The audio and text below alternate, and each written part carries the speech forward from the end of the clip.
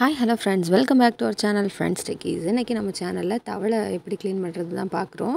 இது ஆட்டு தவளை இல்லைன்னா பச்சை தவளைன்னு சொல்லுவாங்க. தவளை பிடிக்காதவங்க தாராளமாக வீடியோவை ஸ்கிப் பண்ணிக்கோங்க. தவளையோடைய பெனிஃபிட்ஸ் எல்லாம் நம்ம நிறைய இந்த வீடியோவில் பார்க்கலாம். வாங்க ஃபஸ்ட் எப்படி க்ளீன் பண்ணுறதுன்னு பார்க்குறோம். ஃபஸ்ட்டு அந்த தவளையோட தோலை நம்ம ரிமூவ் பண்ணணும். அதுக்கு இந்த மாதிரி தவளையை பிடிச்சிட்டு சென்டரில் ஒரு சின்ன கட்டு, அப்புறம் 2 பக்கமும் கத்தி உள்ளே விட்டு லைட்டாக கீறி விட்டுடலாம். சரிங்களா? கீறி விட்டுட்டு நம்ம அதை இழுத்து எடுத்தோம் அப்படின்னா ஈஸியாகவே வந்துடும். வீடியோவில் காமிக்கிற மாதிரியே பண்ணுங்கள். சரிங்களா?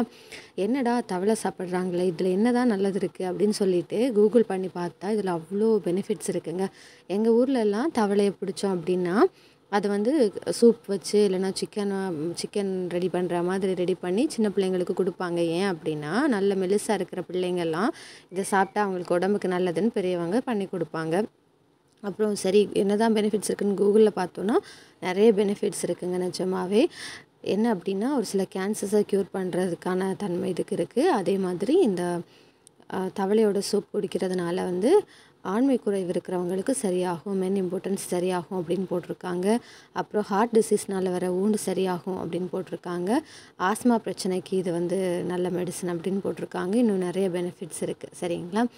ஸோ இதை நம்ம இப்போது இந்த தவளை எங்களுக்கு பக்கத்தில் மழை பெய்கிற நேரத்தில் பக்கத்தில் கிடச்சிது. ஸோ அதை நாங்கள் எடுத்துகிட்டு இப்போ க்ளீன் பண்ணி சூப் போட்டு அப்புறம் மீட்டை ரெடி பண்ணி சாப்பிட்லாம் அப்படின்ட்டுருக்கோம். பாருங்கள், இந்த மாதிரி ஈஸியாக வந்துடும் இந்த தோல் ரெடி கலட்டி எடுக்கிறதுக்கு. இப்போ கால் வரைக்கும் நம்ம எடுத்து வச்சுட்டோம். இதே மாதிரி தாங்க மேலே இருக்கிற பார்ட்டும் ஈஸியாக எடுத்துடலாம். பாருங்கள், வராத இடத்துல லைட்டாக கத்தி வச்சு இப்படி இழுத்தோன்னா சூப்பராக வந்துடும். இப்போ கால் பக்கத்தில் இருக்கிற தோலெல்லாம் எடுத்தாச்சு. இனி மேல் பகுதியில் இருக்கிற தோல் நம்ம எடுக்கிறோம். எப்போவுமே நம்ம சொல்லுவோம் தவளை நிலத்துலேயும் நீர்லேயும் வாழும் அப்படின்னு. தவளையுடைய தோல்னால் சுவாசிக்கும் அப்படின்னு நம்ம சொல்லுவோம், கேள்விப்பட்டிருக்கோம்.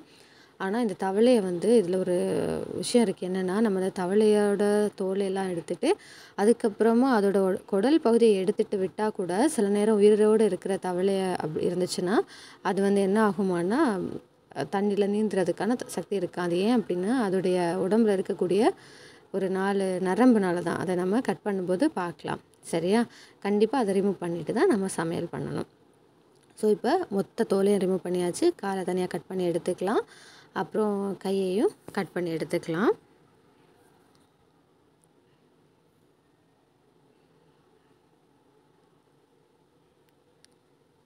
கையையும் கட் பண்ணி எடுத்துட்டு அதோட கழுத்து பகுதியை கட் பண்ணும்போது பாருங்கள், இதே மாதிரி சரிச்சு பிடிச்சி வச்சுட்டு சாய்வாக வச்சுட்டு அதுக்கப்புறம் கட் பண்ணி எடுத்துக்கலாம். தலையை நமக்கு வேண்டாம், அதை நம்ம தூர போட்டுடலாம்.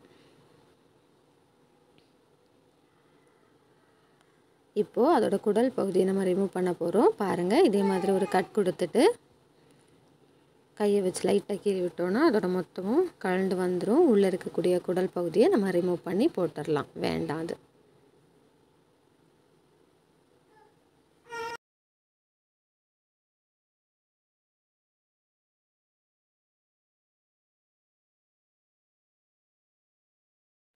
இப்போது கொஞ்சம் கவனமாக பார்த்துக்கோங்க. இந்த மாதிரி எடுத்து வச்சு பார்த்திங்கன்னா 2 கால் பக்கத்துலேயும் 4 நரம்பு இருக்கும். பார்த்திங்களா? இந்த இதை நம்ம என்ன பண்ண போகிறோம் அப்படின்னா கழட்டி எடுத்துடணும். அது நமக்கு வேண்டாம். என்ன பண்ணணும்னா இந்த மாதிரி கையில் பிடிச்சிக்கோங்க. பிடிச்சிட்டு இழுத்து எடுத்திங்க அப்படின்னா கால் பகுதியில் இருக்கிறது அப்படியே மொத்தமாக வந்துடும் கலண்டு. ஏன்னா நம்ம கனவு கட் பண்ணியிருக்கோம். அப்புறம் மேலே இருக்கிறதும் கை வச்சு இழுத்திங்கன்னா வரும். இல்லைனா ஒரு கத்தி வச்சு இது மாதிரி கட் பண்ணி எடுத்துக்கோங்க. இதே மாதிரி மேலே கை பக்கத்துலேயும் 2 இருக்கும். சரிங்களா? அந்த 2 நரம்பையும் நம்ம எடுத்துக்க போகிறோம். எடுத்து அதையும் கட் பண்ணி எடுத்துடலாம். பார்த்திங்களா? இது ஒரு பக்கத்தில் இருக்கிறது.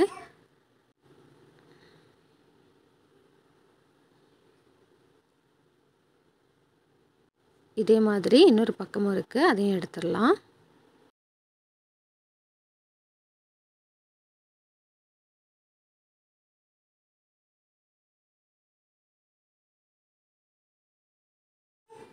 அவ்வளோதான், நம்மளோட ஃப்ராக் ரெடி ஆகிடுச்சு. இப்போ அதை நல்லா க்ளீன் பண்ணி எடுத்துக்கலாம்.